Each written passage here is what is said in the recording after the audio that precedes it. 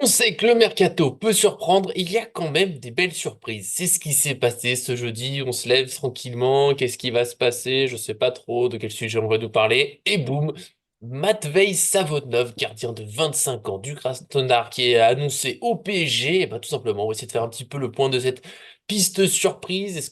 À quel point on y croit? Qu'est-ce qu'il viendrait faire chez nous? Qu'est-ce que ça implique pour les gardiens? Voilà, un petit point avec ce qu'on connaît du gardien, d'essayer de se renseigner un petit peu et notamment John Lanotte, on le connaît si bien, est-ce que ça va? Ouais, ça va très bien. J'ai des notes. Justement, j'ai fait mon petit travail de journaliste Ça, c'est beau. comme il fallait en temps record. Et puis, ouais, ravi d'être avec vous pour parler de cette piste. Et puis, des pistes voilà, dont on n'entend pas parler. Et puis, souvent, avec le Paris Saint-Germain, quand on a une piste qui sort comme ça, un no-name Mhm. sorti du chapeau, bah, généralement, ça fait des étincelles. Plutôt que les joueurs très connus dont on parle chaque année et qui ne viennent jamais. Donc, Ouais, c'était l'un de mes arguments pour après, donc j'en reparlerai, mais c'est bah, vrai que bah, du, bah, du coup j'y crois, mais c'est pas grave. Voilà, voilà. on a un petit peu après, Voilà. est-ce que ça fait tout? Non, mais on va parler voilà, de cette piste avec déjà des arguments dans l'intro. On est comme ça, chez Paris Fan, on est très fort, donc on met le petit j'aime. Ça fait plaisir en ce moment, on voit que vous êtes plus nombreux, on s'abonne aussi en activant la cloche pour rien manquer de nos vidéos qui ne sont pas refaites de d'autres chaînes, je le promets. J'ai vu le commentaire, je vous le dis, je le redis comme je l'ai écrit dans les commentaires, je ne regarde pas vraiment les autres chaînes PSG, tout le respect pour ce qu'ils font, mais juste j'ai bien assez de PG dans mes journées, déjà à peu près 20 heures sur 24. Et donc, voilà, s'il y a des sujets similaires, bah, que c'est la vie, on parle du même club. Voilà, c'était le petit point. Des gros bisous et on se retrouve pour Savon. On se lance donc pour ce gardien où on va pas faire semblant, tout le monde ne le connaissait pas, certains ne le connaissent sans doute même toujours pas, si vous n'avez pas vu les nouvelles tout simplement sur le gardien, et ben oui, alors la prononciation je fais de mon mieux, j'avoue que mon russe c'est pas hyper développé, mais Matvei pour le prénom ça me paraît pas mal, Safonov, je crois que c'est à peu près l'idée, bien sûr si vous savez exactement comment le prononcer, ben on sera à l'écoute. En tout cas, il a 25 ans, ce gardien, il est à Krasnodar pour le moment, en sous contrat jusqu'en 2029, il a 9 sélections avec la Russie. Et d'un coup, depuis ce matin, bah, la presse russe en fait un joueur qui est presque signé au PSG. Il y a même ces championnats, si on prononce en français, qui l'annoncent. Bah, que là, il aurait donné son accord même déjà sur le contrat pour signer à Paris. C'est un transfert évoqué autour de 20 millions d'euros plus des bonus. Ça paraît, on en parlera après, mais c'est déjà une belle somme pour un gardien que nous, honnêtement, on connaît pas trop.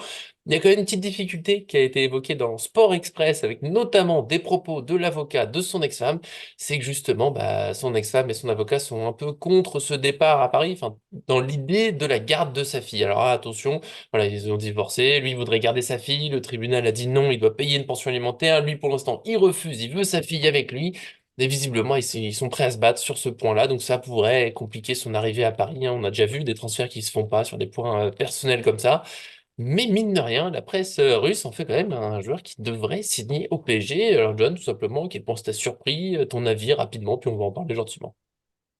Écoute, effectivement, alors comme on disait au début de la vidéo, on est habitué sur ces derniers mercatos, en tout cas sous Campos, à dès qu'un nom qui sort, enfin un nom qui sort, il signe généralement dans la semaine ou dans les 10 jours, sinon c'est que ça se fait pas forcément.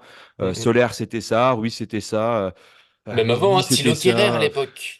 Ouais, Avant ouais, Campos, mais c'était... je trouve que sous Campos, c'est quand même. Enfin, là, il n'y a plus rien qui fuite au Mhm. niveau du PSG, vraiment, depuis l'ère Campos. Vraiment, j'ai Mhm. le sentiment que plus rien ne fuite. Il y avait Ouais. peut-être une taupe qui a sauté depuis, mais donc voilà, tout ce qu'on Mhm. dit depuis parfois longtemps, les AO, les machins, les trucs, Osimhen, etc., peut-être ne se feront jamais, et il y en a plein d'autres, et voilà. Donc là, moi, ça fait sens parce qu'effectivement, Navas s'en va. Rico est en fin de contrat et c'est Mhm. pas dit qu'il soit renouvelé. Le Tellier, fin de contrat, je crois que ça ne parle pas de Rien eu prolongation. pour Et l'instant. puis, au vu, en tout cas, qu'il n'a pas eu une seule minute de jeu, même au dernier match, je pense que ça sent pas bon pour une prolongation quelconque. Et Mhm. que en termes de français pour les listes ou de choses comme ça, là, on commence à en avoir de plus en plus dans l'équipe. Donc, on a peut-être moins ce besoin de conserver les anciens, on va dire. Voilà, donc après, pour le profil du gardien, 1,95 m, si je dis pas de bêtises, qui est plutôt bon sur les pénaltys, avec de très très bons appuis, voilà, qui est Mhm. capable vraiment de partir un peu au dernier moment ou de se rattraper sur un mauvais appui pour repartir dans l'autre sens. Il est avec son équipe, alors, je ne me rappelle plus du nom, mais ils sont troisième du championnat Krasnodar, ouais. russe. Ouais, alors Mhm. troisième du championnat russe. Il prend en moyenne un but par match à peu près. Je crois que c'est 29 matchs, 27 buts ou quelque chose comme ça. 10 clean Mhm. sheets la saison dernière. Il y a un prix énoncé, effectivement, 18 millions, 20 millions. 20 millions, c'est son prix. Donc, est-ce qu'on va payer son prix plus bonus ou est-ce que voilà, il y aura le prix PSG encore? On va vite savoir. Et puis son salaire actuel, alors moi je rentre un peu dans les chiffres, mais c'est ce qui fait en même temps aussi bah, le mercato de cet été et qui, voilà, si tu gagnes de Mhm. l'argent sur l'un, tu vas pouvoir mettre plus sur l'autre. Et il a un salaire aujourd'hui de 1,3 million, alors on va dire 1,4 à l'année. Supposons que tu lui doubles son salaire, voilà, enfin, quiconque double son salaire, tu es toujours content. Ça fait un salaire à 3 millions. Navas était entre 8 et 9 à peu près, donc tu es quand même, on va dire, pour faire la globale, tu es quand même 3 fois moins cher hein, sur le niveau Mhm. salarial. Donc pour le FPF, le fair play financier, c'est très bien. Apparemment, nous, on est dans les clous par l'UEFA, donc c'est cool. Et là, on dégraisse encore. Voilà, avec Mbappé, avec Navas, avec d'autres contrats, avec Kurzawa, etc. On dégraisse de plus en plus. On remplace avec des, comment dire, avec des salaires très intéressants ou beaucoup moindres. Donc ça te permet aussi, bah, cet argent économisé, de le mettre ailleurs. Je dirais une bêtise, mais sur du Gvara, sur du Bernardo Silva, peut-être sur du Guimarães, j'en sais Voilà, rien. les dossiers plus classiques. Bah ouais, mais qui d'une certaine manière, coûte plus cher aussi. Oui, Voilà, oui, donc forcément. Donc apparemment, pourquoi c'est un. pas? Pourquoi pas Apparemment, voilà, la venue du... Ah, pardon. Pardon. bon, alors apparemment, c'est un profil qui plairait à Luis Voilà. Enrique et Tenas n'aurait pas donné pleine satisfaction cette année. Et lui, de toute façon, aussi a réclamé d'avoir du temps de jeu. Donc, je pense qu'on se profile vers un prêt qui sera, à mon avis, bénéfique pour toutes les Mhm. parties prenantes. Et ce qui serait intéressant, ça serait d'avoir ce Donnarumma en gardien numéro un. Tu le prolonges parce que c'est mieux de le prolonger, quitte à le vendre derrière, parce qu'au moins tu peux le vendre plus cher avec les années de contrat et il part pas libre. Il est arrivé libre, mais avec un peu d'argent quand même, mais il est arrivé quand même libre. Si tu peux faire un peu au pire des cas, un peu de trading avec lui, tant mieux, parce qu'il vaut quand même Mhm. encore pas mal d'argent. Tu as ton second gardien là, que tu vas chercher, et puis ça serait peut-être intéressant d'avoir un troisième gardien qui serait un jeune issu de ton centre de formation. Là, il y en a qui sont partis en prêt. Je sais plus, il y a Mouquet, il y en a un autre aussi, j'ai oublié, Lavalée. Mhm. Donc, tu vois, au lieu d'avoir un Letellier en troisième gardien, Qui prend un voilà, salaire. qui part, Bon. ouais, c'est en bon salaire, bah, tu ramènes un jeune, ça te fait ta liste, et puis en fait, t'es bien, quoi. Oui, oui, c'est pour ça que. C'est chaud, et puis c'est un peu surprenant, c'est dur de juger le gardien, parce que tous les deux, bon, comme tout le monde, on a regardé un peu, mais c'est vrai que même dans des vidéos, t'en as pas 40 minutes de lui, c'est un peu dur de se faire un avis, de toute façon, sur des vidéos. J'ai vu Ouscord qui nous met comme force arrêt réflexe, arrêt frappe de près, arrêt frappe de loin, et faiblesse aucune.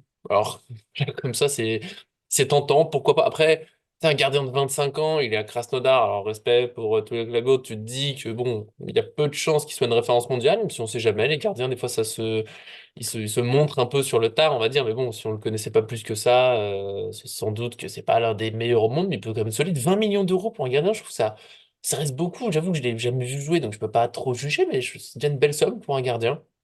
On sait aussi que le marché il a un peu explosé hein, depuis quelques années, tout est vite très cher. Je vais compléter Krasnodar troisième, attention, possiblement champion hein, ce week-end. S'ils gagnent contre leur match contre le premier et que le deuxième ne gagne pas, eh ouais, le mec il arrive en étant champion de Russie.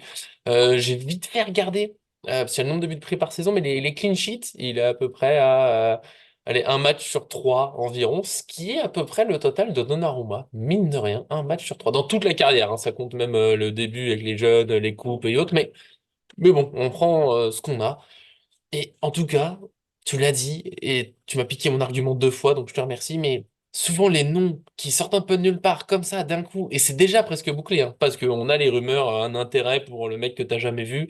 Il y avait un mec, je sais plus si c'était en Colombie ou l'un de ces pays, il y a pas longtemps, un jeune attaquant, on n'a jamais eu de nouvelles, on verra si un jour ça revient. Mais là, non, c'est apparu et c'est presque signé, et souvent ça va au bout. Donc j'y crois, j'ai un peu l'impression que ça va se faire. Après, ça veut dire que oui, Tenas, on va le prêter, je suppose, mais c'est une logique. Il est parti du Barça en étant libre parce qu'il voulait du temps de jeu. Là, il a joué quoi? 5 6 matchs, j'ai pas vérifié les chiffres, mais ça doit être ça à peu près. Bon, je comprends qu'il ait envie d'autres choses. Sur ces matchs, on a vu que oui, il a un bon jeu au pied, mais que dans les buts, quand même, il y a deux, trois trucs à corriger. Pourquoi pas un prêt? Qu'est-ce qui se passera ensuite? Je sais pas, un prêt option d'achat, un transfert. Est-ce que, mais ça, je pense qu'on n'aura pas la réponse tout de suite, donc je te laisse gentiment répondre. De toute façon, on fera pas super long. Est-ce que Safonov sera juste, tu sais, il va accepter d'être juste numéro 2 alors qu'il est titulaire dans son club, donc jouer beaucoup moins. Est-ce qu'il vient en étant un vrai concurrent pour Donnarumma? Est-ce qu'il faut de nouveau une vraie concurrence? Voilà, c'est là où c'est un peu le flou. Alors, juste pour répondre sur la concurrence, oui, c'est vrai. Maintenant, Enrique, on sait que lui, il a pas de la concurrence, il la balaye un peu et il est capable de faire des trucs, on va dire, de ouf. Mais tu vois, quand tu prends un petit peu le tout cette année, bah, Navas a eu du temps de jeu, Mhm. Tenas a eu du temps de jeu. Donc ça veut dire qu'en fait, tu as quand même trois gardiens. Alors même si Donnarumma a eu un temps de jeu enfin, pharaonique par rapport aux deux autres, bah en fait, quand tu fais le cumul entre ton numéro un, le 2 et le 3, bah c'est quand même, voilà, Mhm. t'as quand même une certaine rotation. Donc au lieu d'avoir trois, je me permets de dire, trois top gardiens, on va dire ça comme ça la saison prochaine, bah t'en auras un qui sera ton top gardien, ton numéro un, t'en auras un qui sera numéro 2 et qui sera là peut-être pour jouer bah, la Coupe de France ou de temps en temps s'il y a Et on besoin de a faire 8 matchs de Ligue des secouer. Champions en phase de poule, quand même.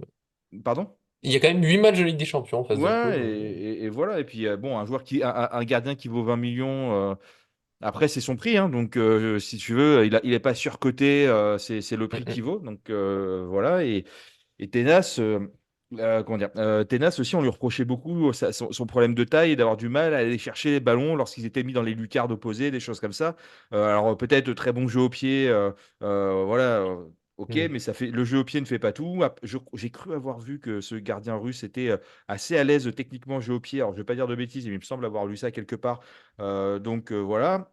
Pareil, c'est un mercato qu'on fait avec Enrique, avec un coach pour une fois. Donc, c'est-à-dire que lui aussi, il a validé la piste. C'est pas quelqu'un qu'on lui met dans les pattes en lui disant, bon, bah écoute, débrouille-toi. Tenas, au pire Mhm. des cas, lui aussi, c'est un joueur qu'on est parti chercher libre. Donc, même si à un moment on doit le vendre, bah, tu prends un peu d'argent. Et voilà. Hein.